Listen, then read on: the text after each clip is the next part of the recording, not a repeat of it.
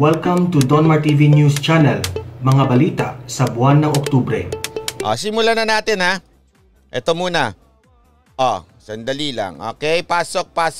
Ang formal na pagkakaluklok sa bagong speaker na si Lord Alan Velasco at ang pagbibitiw ni Congressman Alan Peter Cayetano ay nangyari ilang oras bago sila muling pulungin ni Pangulong Duterte sa Malacanang.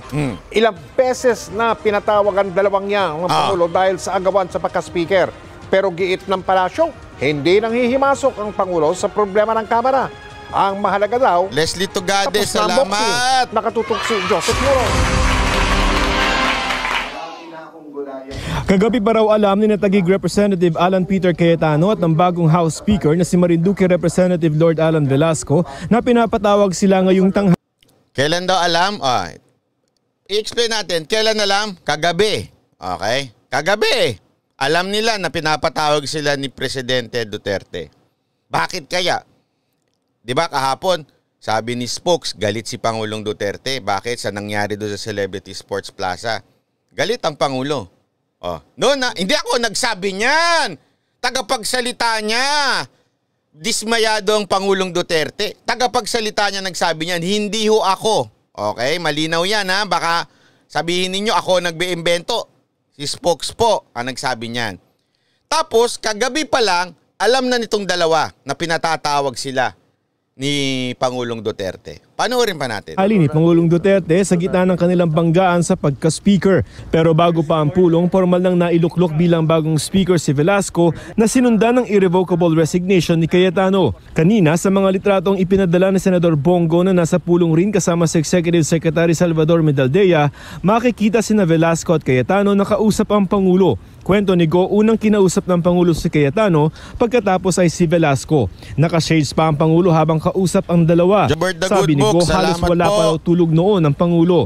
Sabi ni Go, para raw amang kinausap ni Go ang dalawa at pinayuhan na magkaisa bilang isang mayorya para maipasa ang budget. Sabi naman ni Presidential Spokesperson Harry Roque, nagkasundo nga raw ang dalawa na kasama magtrabaho bilang mayorya para maipasa agad ang 2021 proposed national budget at iba pang prioridad na panukalang batas ng gobyerno. Sa ilang larawan, makikita pang magkatabi sina Velasco at Cayetano habang nakatatak Duterte ang kamao pose.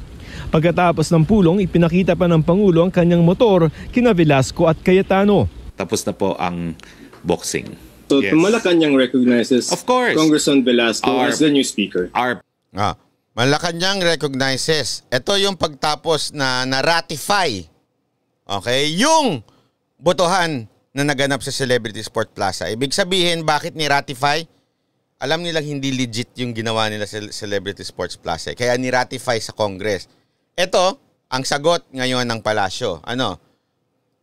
Our consistent position has been, it is the House of Representatives that will choose their leaders, and if it has been ratified, then it is Speaker Lord Alan Velasco. Ano daw ang consistent na position of PRRD? Congressman, ang bahala kung sino ang gusto nilang maging speaker. Hindi sa akin galing yan ha. Galing yan kay Spokes. Okay? Consistent ang position ng ating Pangulo na ang congressman ang bahalang bumoto kung sino ang gusto nilang speaker. Sa madaling salita ho, hindi ho chosen ni Pangulong Duterte si Velasco. Ang namili ho yung mga congressman. Bumaliktad. Yan ho, malinaw. Consistent. Ito na ang ikalawang beses sabay na pinulong ng Pangulo sina Velasco at Cayetano dahil sa banggaan sa pagka-speaker. Bukod pa yan sa pulong na ito na napagkasunduan ng term sharing. Magkahiwalay din silang pinulong ng Pangulo nitong uminit ng husto ang banggaan at sa kanyang public address ng isang linggo kung saan pinagsabihan niya ang dalawa na ayusin ang kanilang gusot alang-alang sa 2021 national budget. Gate ng Malacanang, hindi raw ito panghihimasok sa kalakaran ng Kamara. Kung ano man ang nangyari sa Kamara, desisyon daw nila yun. Would you call this intervention? Or would you still deny that this is intervention? Or this is a necessary intervention? This was a decision of the members of the House of Representatives. Ano daw? Sino daw? Kung ang decision of the Congress. Sabihin, congressman ang nagpumili, hindi ang Pangulong Duterte. Inulit pa uli, ha? Representatives on a purely Tinan mo yung itsura ni Morong. Parang dudang-duda pa siya, internal matter. And the president had nothing to do with that? Hindi ko po alam kasi ang sabi ko nga po, nagpatawag siya ng pagpupulong pero even before the meeting happened, nagkaroon na po ng resolution ang leadership issue. Para sa Malacanang, tapos na ang laban. Ayan! Inaasahan ni Pangulong Rodrigo Tapos Duterte na may papasa ng Kamara ang bersyon nito ng budget hanggang Biyernes para masimulan na ng Senado ang sariling pagbusisi nito sa 2021 national budget. Papasalamat po kami sa lahat ng miyembro ng Kamara de Representante dahil pinakinggan po nila yung pakiusap na ating presidente na sana isang tabi muna ang politika at isulong muna itong anti-COVID-19 budget natin para sa taong 2021. Maraming salamat din po kay dating Speaker Alan Peter Cayetano, and congratulations and salamat din po kay Speaker Lord Alan Velasco. No? We look forward to working closely with Speaker Lord Alan Velasco because he is also a very close ally of this administration. We cannot afford a reenacted budget at this time. Ayan Okay. Ngayon, sagutin natin yung mga trolls. Malinaw na dyan malinaw. Okay? Malinaw na sinabi ni Spokes, nirerespeto nila yung mga congressman, consistent ang posisyon ng ating Pangulo, rerespetuhin ang desisyon ng mga congressman. Ang mga congressman, hindi na himasok ang Pangulo. Yun ang susundan natin. Huwag kasi tayo maniwala doon sa kwento-kwento. Yan ang hirap sa atin Ang hirap sa atin, kwento tayo ng sabi ni ganitong vlogger, sabi ni ganitong vlogger, Andali, asan ba yung source? Huwag naman tayong medyo gullible. Minsan napapaka-gullible na tayo kaya tuloy tayo minsan nasasabihan na kung ano-ano Nagiging gullible tayo. Sige. Isa pa. Sinabi nito, pasagutin natin isa-isa. Move on na. Sabi nitong isa ni Gab. Sabi ko naman, kaya nga this will be the last na pag-uusapan natin ito. Pero kailangan natin magkaroon ng closure. Parang magjowa yan. Hindi mo basta-basta pwedeng iwan yan.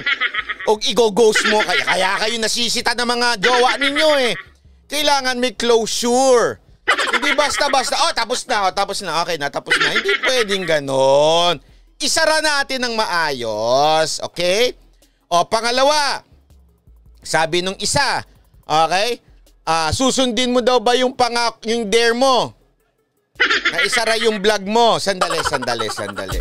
Yan ang mahirap sa inyo Hindi kayo marunong makaintindi. Minsan talaga, mahina ang pagkaunawa. Medyo, sana minsan, mag-research, Kaya nga dare, di ba? Sinabi ko, makikipag-dare ako kay TP. Kung TP, ikaw sasarado mo yung mo, pag hindi nakaupo si Velasco, isasarado mo. Pag ako, nakaupo si Velasco, ako naman na magsasara. Dare yun. Ibig sabihin, dapat magkaugnayan kaming dalawa at magkasundo kami dun sa dare. Hindi naman siya kumagat dun sa challenge ko Ay, grabe, wala talagang brain. Minsan gagamit po ng brain, libre po ang mag-Google.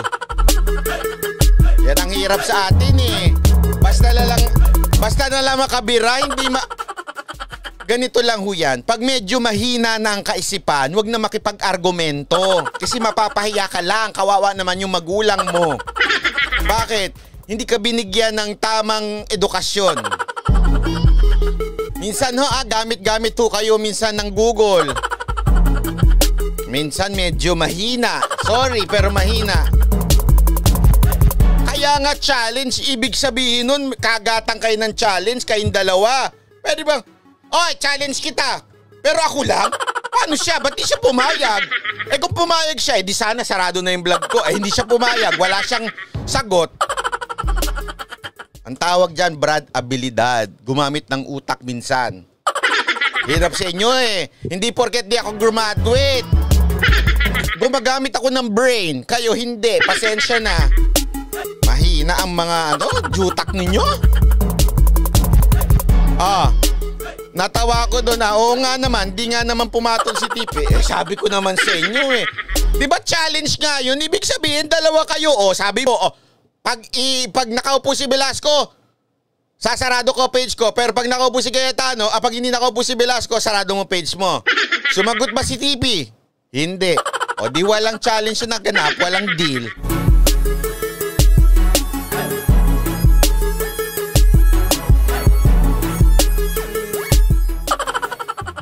scholar ng Claret School of Quezon City ito. Joke lang. Hindi ako scholar, ha? Ha? Pasensya na pag medyo mahina ang utak. Wag kong maglagi-lagi dito, ha? Kasi medyo kawawa kayo dito sa YouTube channel ko kung mahina ang utak ninyo. Ha? Bakit? Magandang tanong to. Bakit biglang bumaligtad ang mga congressman na for APC din kay Velasco? Alam mo naman ang mga congressman minsan. Mapangakuan lang yan. Mamaya explain ko sa'yo kung anong ginagawa kung ba. Hindi ko sinasabi, ha? Hindi ko sinasabi. Pero minsan, ganito, tandaan natin. Si Pangulong Duterte, okay? Si Pangulong Duterte, hindi niya pinili si Velasco. Yan ang sabi ng Malacanang, ha? Hindi sa akin galing yan. Pero hindi ko sinabing yung anak hindi siya pinili si Velasco. Baka, okay, posible na baka na-persuade ni Velasco yung ibang mga congressman by using the picture nila ni Mayor Sara Duterte. Baka!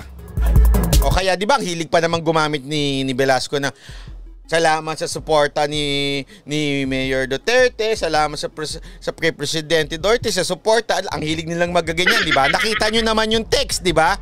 Text ni Mikey Romero na nilabas mismo sa news. Text nung isa pang kongresista. Talagang nakasulat doon. According to the First Family, attend Celebrity Sports Plaza. Oh. Ito ay aking opinion lamang. Okay? Etong bagay nito, walang ano.